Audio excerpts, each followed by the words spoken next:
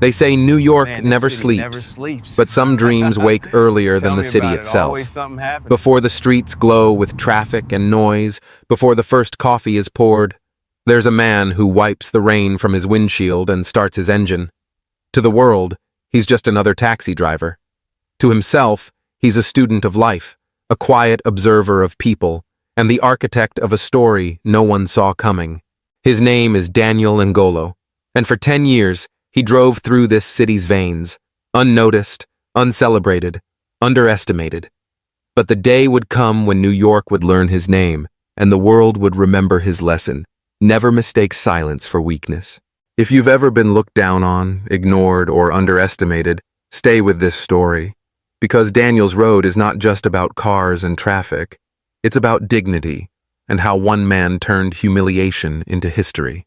Daniel came from Ghana with a degree in engineering and a dream to build something meaningful.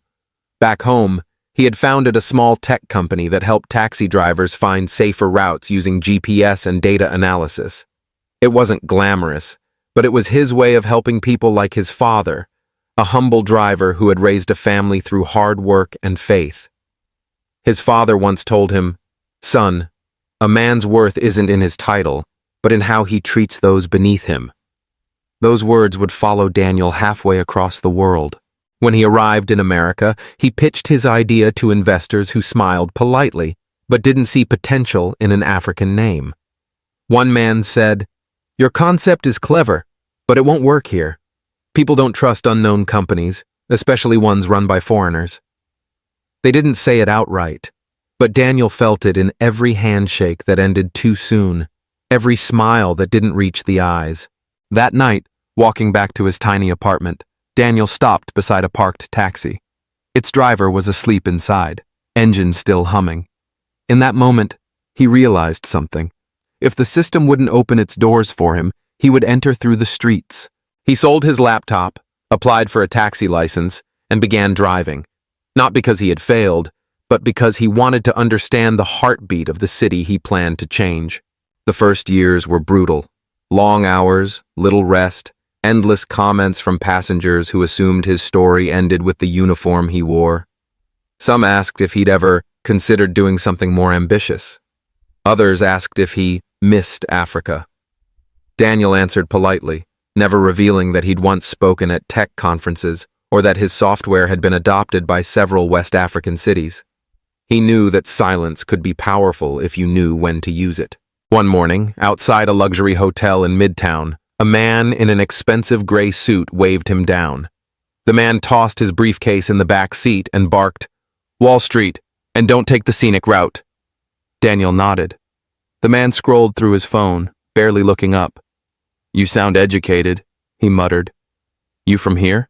"Originally from Ghana," Daniel said. "Ghana?" The man chuckled without warmth. "Didn't know they spoke English so well over there." Daniel kept his eyes on the road.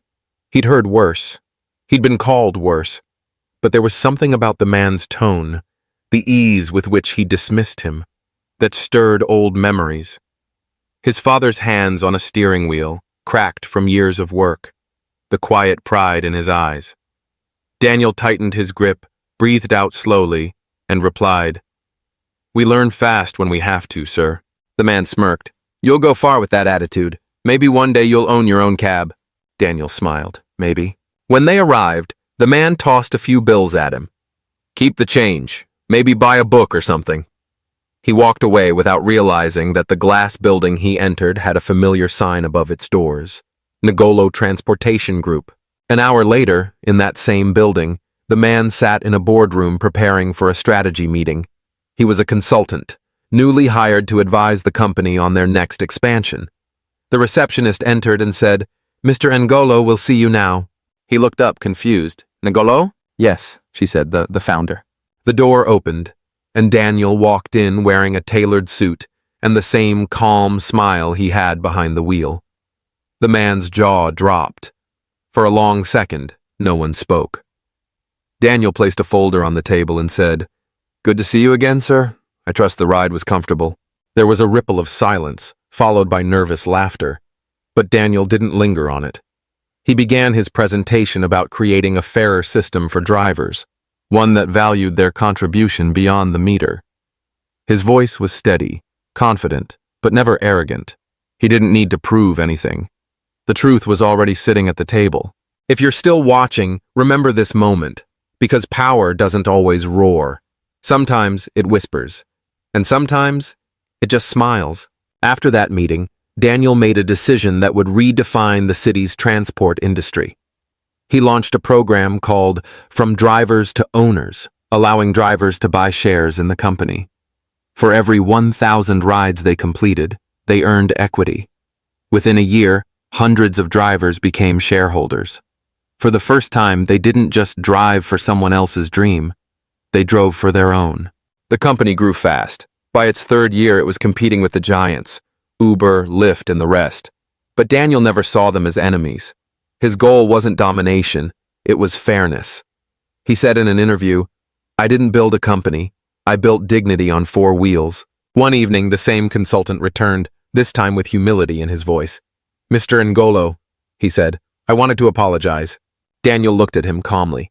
"You don't owe me anything, you just owe yourself a lesson." The man hesitated, then said, "I judged you by what I saw, not who you were." Daniel nodded. "Most people do. The trick is to keep moving until they see what you've built." That night, Daniel went back to his old habit, driving through the city. He liked the quiet hum of the road, the reflections of lights on the wet pavement, the way the city seemed softer at night. A passenger once asked him, "Why do you still drive when you could stay in your office?" He smiled, "Because this is where it all began, and beginnings deserve respect." If you're still here, think about that. Whatever road you're on, no matter how slow or lonely it feels, it's part of your story. The people who dismiss you now might one day stand in your shadow, wishing they had seen what you were becoming. Don't stop because they don't believe. Keep driving. Keep building. Let your results be your revenge. Daniel's story spread quietly at first, told by the drivers who worked for him, whispered through coffee shops and subway rides. They spoke of a man who turned mockery into mentorship, prejudice into partnership, a man who gave others not just a paycheck, but purpose. He became a symbol of possibility for every immigrant who'd ever been told they weren't enough. And yet, he never changed who he was. No press conferences, no lavish interviews, just a quiet smile, a warm handshake, and a belief that humility could lead empires.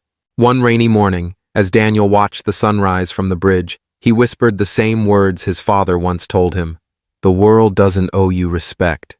You earn it by giving it first." So if you're watching this and you've ever felt invisible, this story is your mirror. You don't have to shout to be heard. You don't have to beg to be seen.